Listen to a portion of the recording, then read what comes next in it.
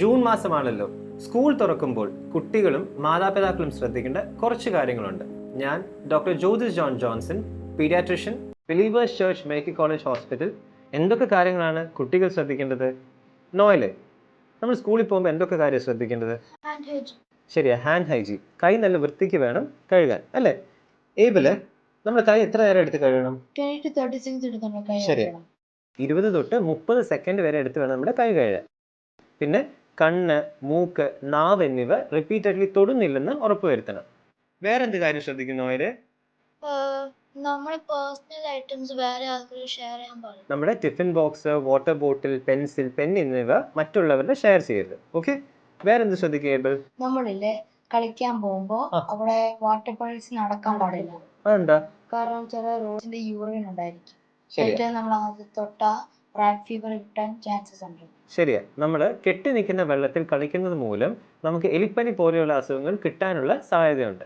So ഈ കാര്യങ്ങൾ ശ്രദ്ധിക്കുമല്ലോ. Okay doctor അങ്കിളെ, എന്തോ ഞാനൊരു കാര്യം ചോദിച്ചോട്ടോ? ചോദിച്ചു. നമുക്കിതെല്ലാം മാത്രമേ ഉള്ളൂ, പാരന്റ്സിനൊന്നും വേണ്ടേ? പേരൻസും ശ്രദ്ധിക്കേണ്ട കുറച്ച് കാര്യങ്ങളുണ്ട്.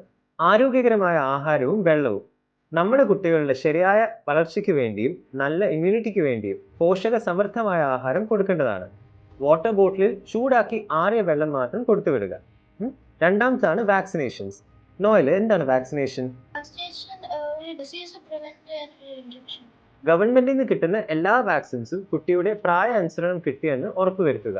അതിന്റെ കൂടെ തന്നെ ഓപ്ഷണൽ വാക്സിൻസ് ആയ ഇൻഫ്ലുവൻസ വൈറസിനെതിരെയുള്ള ഫ്ലൂ വാക്സിൻ, ഹെപ്പറ്റൈറ്റിസ് എ വൈറസിനെതിരെയുള്ള ഹെപ്പറ്റൈറ്റിസ് എ വാക്സിൻ, 5ാം പനിക്കെതിരെയുള്ള MMR വാക്സിനും കിട്ടിയെന്ന് ഉറപ്പുവരുത്തുക. ഡോക്ടർ അങ്കിളെ, എന്തോ ഈ ഹെവി ബാഗിന് സൊല്യൂഷൻ എന്തെങ്കിലും ഉണ്ടോ? സ്കൂളിൽ പോകുമ്പോൾ ഭയങ്കര ഹെവി ആയല്ലേ? അതിന് സൊല്യൂഷൻ ഉണ്ട്.